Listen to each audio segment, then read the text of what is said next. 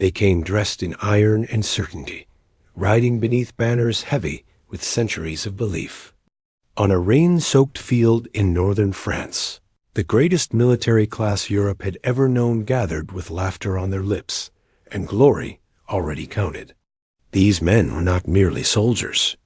They were knights, sons of bloodlines forged in steel, trained from childhood to believe that war itself bent before them. For 500 years, the armored charge had been law. Infantry broke. Peasants scattered. Battles were decided by hooves and lances, by the weight of nobility crashing forward like fate itself. And on this afternoon, the French knights believed they had come to witness yet another inevitable triumph. Across the field, the English army waited in silence. They were fewer, exhausted, far from home, their armor dull, their banners plain. To the French, they looked already defeated. The nobles argued not about strategy, but about honor. Who would strike first? Who would claim the richest ransoms? Who would take the English king alive? Confidence flowed freely, because confidence had never betrayed them before. Armor worth fortunes covered their bodies.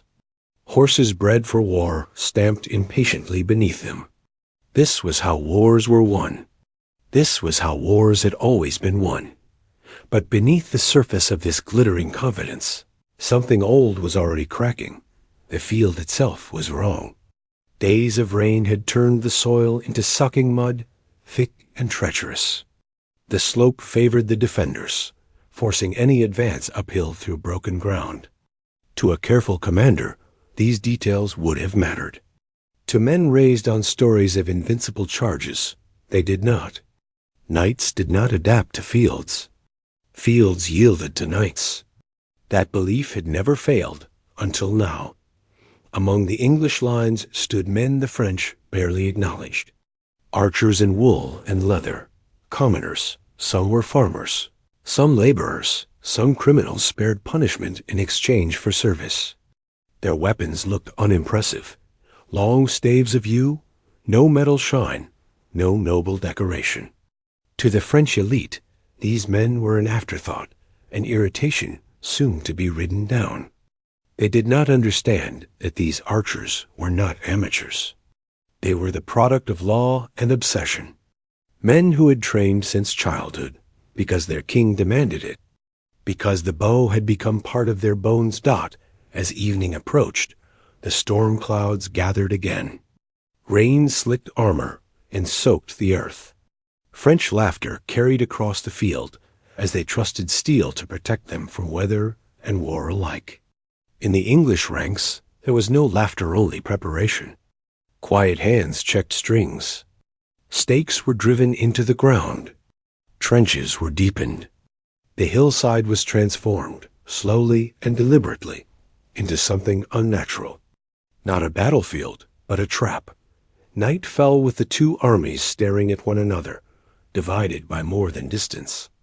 On one side stood tradition, pride, and centuries of unchallenged dominance. On the other stood discipline, patience, and a weapon history refused to take seriously. The French believed dawn would bring glory. The English believed dawn would bring survival. Neither side yet understood that by the time the sun set again, the meaning of warfare itself would be bleeding into the mud, and the knight, once the master of the battlefield, would begin his long fall into irrelevance. At dawn, the illusion still held.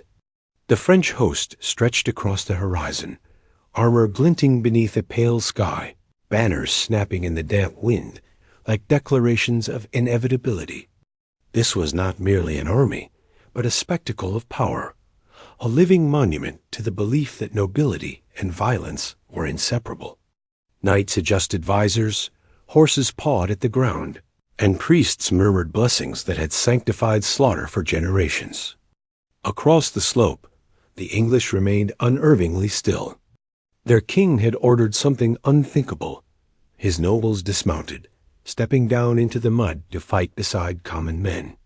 To the French, this confirmed everything they believed about the enemy's weakness. Kings who fought on foot were kings already defeated.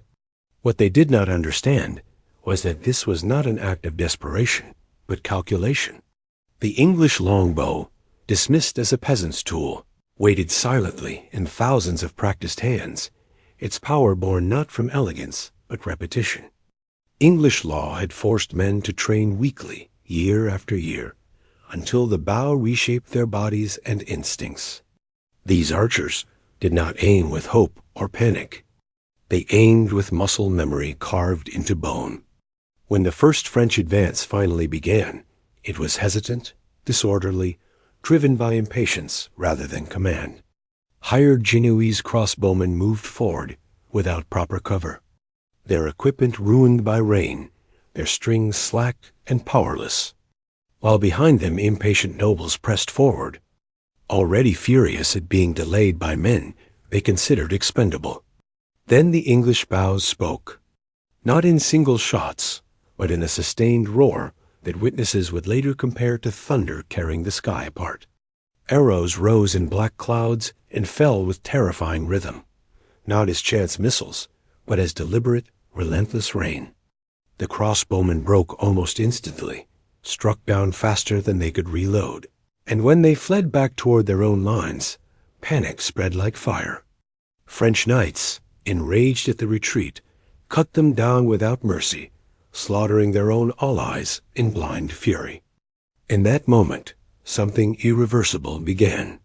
Discipline collapsed, hierarchy dissolved, and the French army ceased to be a unified force. It became a mass of individuals chasing honor through chaos. The English archers kept firing, minute after minute, their arrows finding horses, joints, faces, and gaps no armor could truly seal. The field filled with screams, not of men dying cleanly in combat, but of animals collapsing, of armored bodies trapped in mud, of pride realizing too late that it had been mistaken for invulnerability. By the time the main charge surged forward, the outcome was already unfolding. The weapon no one feared had begun to erase an entire way of war, and the knights, still believing in their destiny, were charging straight into the proof of their own obsolescence. What followed was not a heroic clash, but a slow, suffocating collapse, the kind of destruction that unfolds not with sudden shock, but with dreadful certainty. The French knights surged forward in waves, each believing himself braver than the last, each convinced that sheer momentum would break the English line as it always had before. But momentum died quickly in the mud.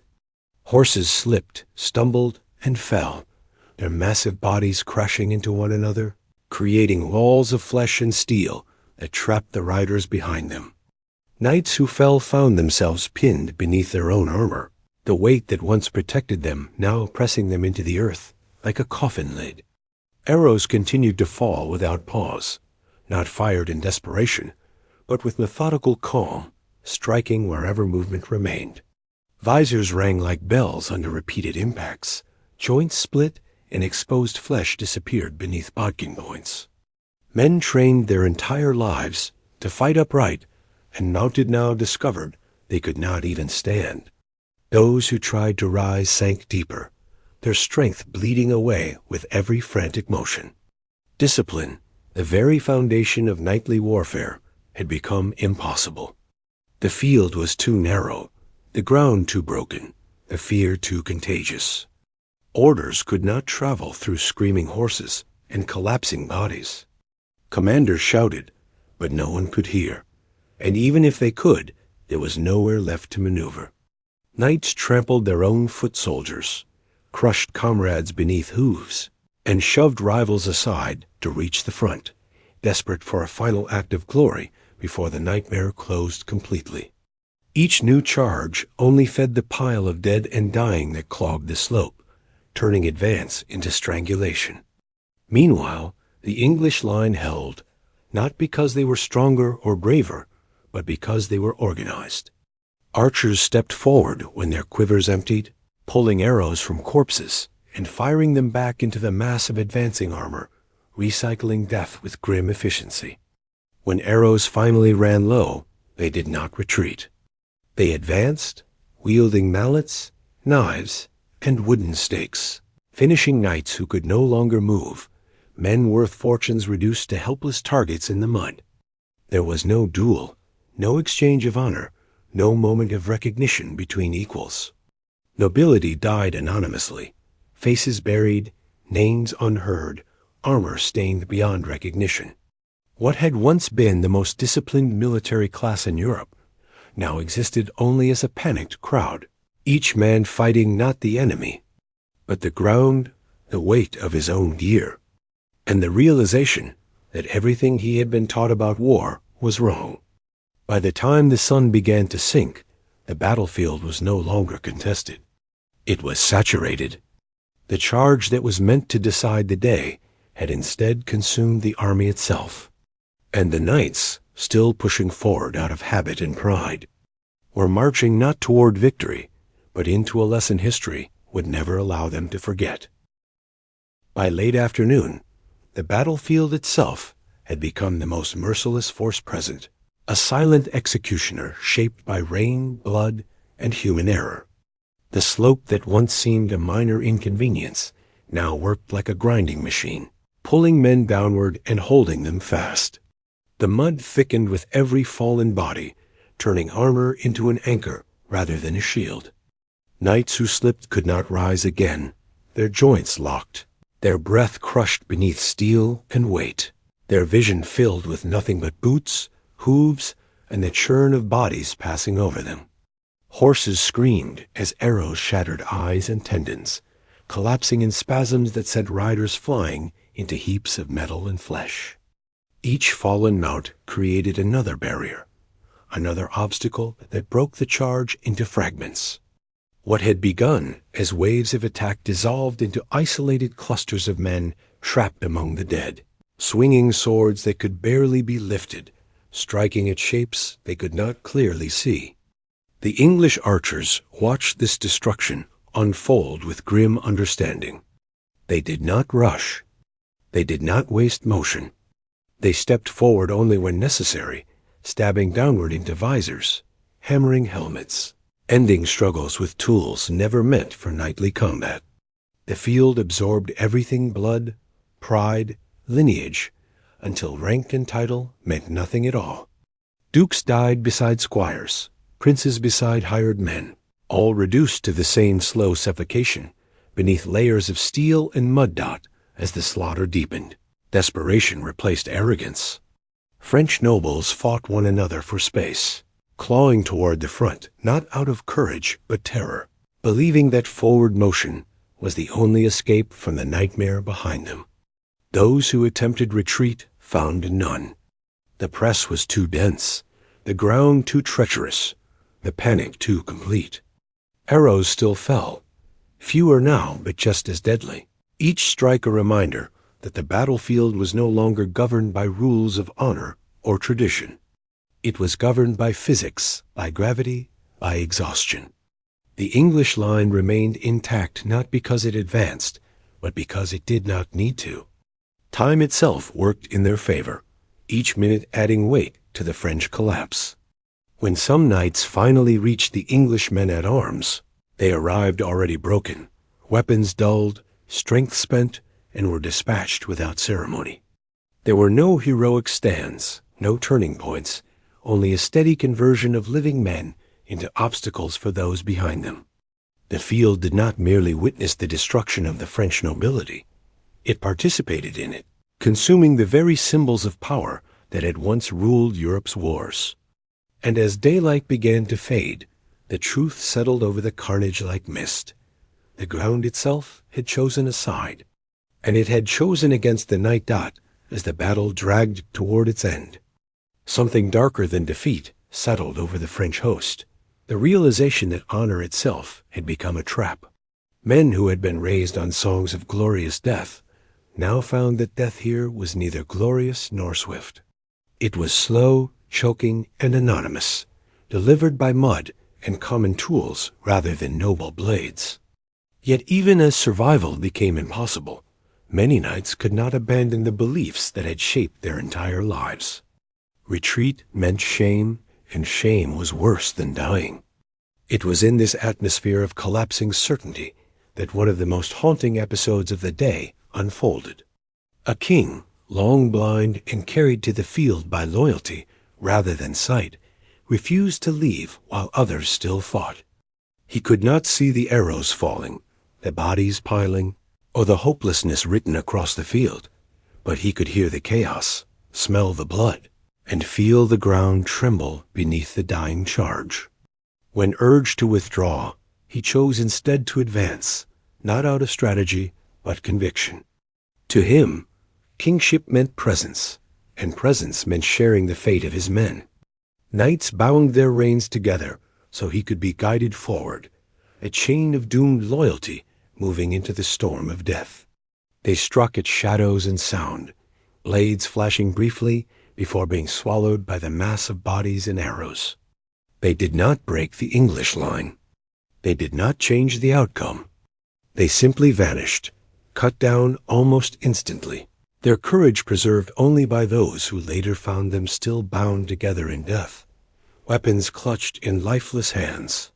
The gesture was noble, tragic, and utterly meaningless in tactical terms, a final proof that bravery alone could no longer shape the outcome of war. Around them, the last French assaults collapsed in exhaustion. Horses were gone, lances shattered, formations dissolved. What remained were scattered groups of armored men fighting purely on instinct, striking until their arms failed, sinking until their strength ran out. The English did not pursue glory. They enforced finality. Wounded nobles were finished where they lay, not out of cruelty, but necessity, because the chaos of the field allowed no prisoners and no mercy.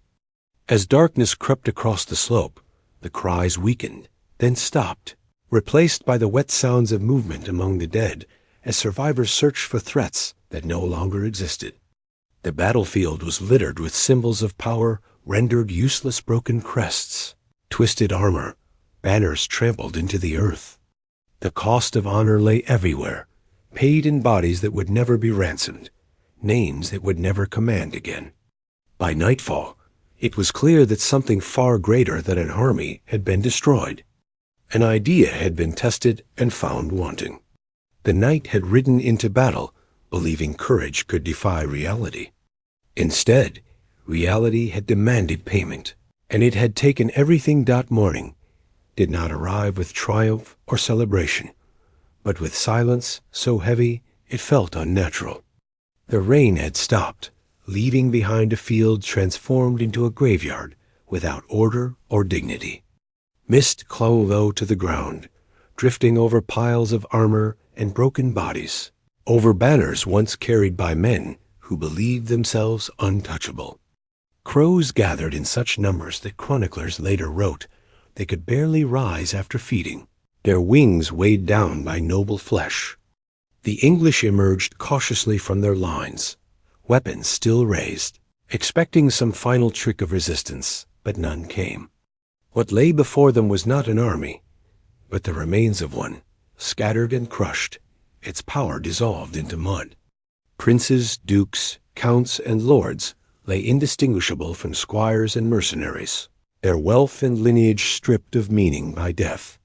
Armor that had cost fortunes was peeled away from corpses, not as trophies, but as obstacles, too heavy even in victory. The imbalance was impossible to ignore. The English counted their losses in dozens. The French counted theirs in thousands, including the very men meant to lead the kingdom in war and peace alike. To many at the time, such numbers could only be explained as divine judgment. Chroniclers spoke of miracles, of God favoring the humble over the proud. But the truth was colder and far more unsettling. What had happened on that field was not magic or fate. It was the collision of tradition with reality. The longbow had not merely killed knights. It had exposed the weakness beneath the myth. Armor could protect against blades, but not against physics, exhaustion, and massed fire. Cavalry could dominate open ground, but not terrain shaped against it. Courage could inspire men to advance, but it could not lift them from mud or shield their horses' eyes. In one afternoon, warfare had shifted from individual valor to collective discipline, from inherited status to trained skill. The knight, once the unquestioned master of the battlefield, had been revealed as a relic sustained by belief more than effectiveness. The English did not cheer this truth. They absorbed it quietly, understanding that survival had demanded a new kind of war, one without romance or ceremony. Across Europe, the shock spread slowly but relentlessly. Nobles who heard the accounts refused to believe them, dismissing the reports as exaggeration or insult. Yet armorers would soon adjust designs, commanders would rethink charges, and kings would invest in infantry and missile troops they once scorned. The change was not immediate, but it was irreversible. That field had spoken, and its message could not be silenced. The age of the knight did not end in a blaze of glory or a single heroic duel. It ended face down in the mud, suffocated by its own weight, undone by common men who understood discipline better than pride. History would remember the battle as a turning point, but those who stood there knew it as something more unsettling. It was the day humanity learned that tradition does not make you invincible, and that when belief collides with reality, reality always collects its debt.